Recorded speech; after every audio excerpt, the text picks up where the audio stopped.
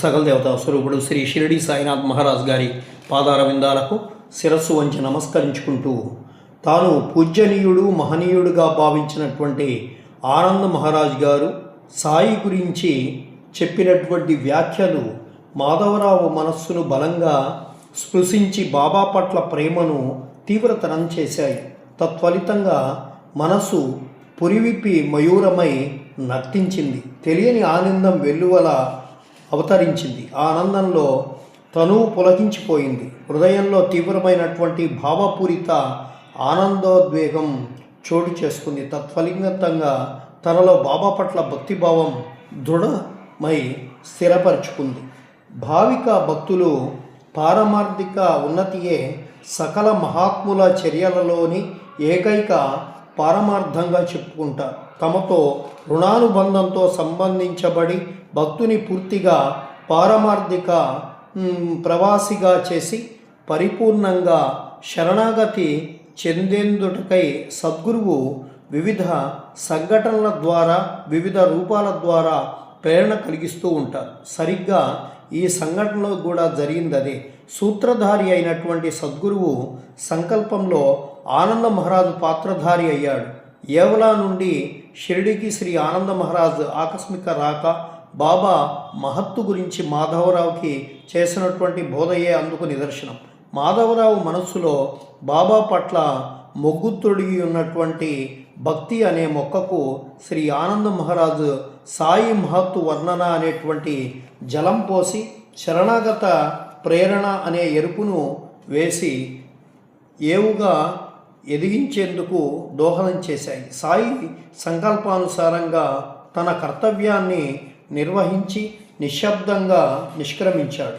షిరిడి సమీపంలోని పుంతాంబ గ్రామంలో శ్రీ గంగాధీర్ మహారాజ్ అనేటువంటి మహనీయులు ఉండేవారు. ఆయన సరాసరి గ్రామాలలో నామ సప్తాహాలు నిర్వహించేవారు. ఒకసారి నామ సప్తాహాన్ని షిరిడిలో నిర్వహించడం జరిగింది. ఆ సందర్భంగా ఆయన షిరిడి వచ్చినప్పుడు ప్రస్తుతం బాబా సమాధి మందిరం ఉన్న చోట శ్రీ గంగాగిరి మహారాజు నిలబడి మహల్సాపతి మాధవరావు మరియు కొందరు గ్రామస్తులతో మాట్లాడుతూ ఉన్నారు. ఆ సమయంలో బాబా 2 మట్టి కుండల నుండి నీరు నింపి మసీదుకు తీసుకువెళ్తుండడం కనిపించింది. అప్పుడు శ్రీ గంగాగిరి మహారాజు బాబాను చూసి సంభ్రమాశ్చర్యాలతో లోనై అప్రయత్నంగా ఈయన గొప్ప వజ్రం, మీరు ఆయన మహిమను గుర్తించడం లేదు అని అంటూ బాబాను అనుసరిస్తూ మసీదుకు వెళ్తాడు. అంతే. ఆ మాటలు వినినటువంటి మాధవరావు మనసులో ఎక్కడో మారుమూల ఏదో కొద్దిపాటి వికల్పం మిగిలి ఉన్న ఆ క్షణంలో మటుమాయమైంది. గంగాగిరి మహారాజు మాటల వలన తన హృదయంలో బాబా పట్ల తీవ్రమైనటువంటి భక్తి భావోద్వేగం కలిగింది.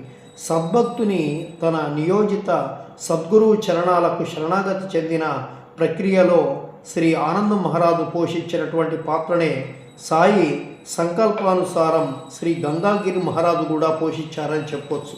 అంతేకాదు మహల్సాపతి, కాశీరామ్ షింపి, బాయాజామాయి వంటి వారు బాబా పట్ల అపార శ్రద్ధాభక్తులు కలిగి ఉండడం, నానాసాహెబ్ చందోర్కర్ వంటి పెద్ద వారు బాబా వద్దకు తరచూ శ్రద్ధాభక్తులతో రావడం మరియు బాబా సన్నిధానంలో తన హృదయంలో అనుభవమవుతున్నటువంటి తెలియని శాంతి ఆనందాన్ని వంటి విషయాలు మాధవరావు మనసుపై గొప్ప పరిణామాన్ని చూపడం వలన సాయినాథుని పట్ల సంపూర్ణ శ్రద్ధాభక్తులు ఏర్పడి ఒక విధంగా తనను తాను బాబాకు సమర్పించుకున్నాడు అని చెప్పుకోవచ్చు. తత్ఫలితంగా ఆ క్షణం నుండి తన జీవితంలోని ప్రతి ఘడియ సాయి ధ్యాసలో, సాయి సేవలో, సాయి సాన్నిధ్యంలో గడపడం ప్రారంభించాడు. బాబా పట్ల అమితమైనటువంటి ఇష్టాన్ని కలిగి ఉండి బాబా సన్నిధానంలో సదా గడిపేటువంటి మాధవరావు వంటి అత్యంత సన్నిహితుని విషయంలో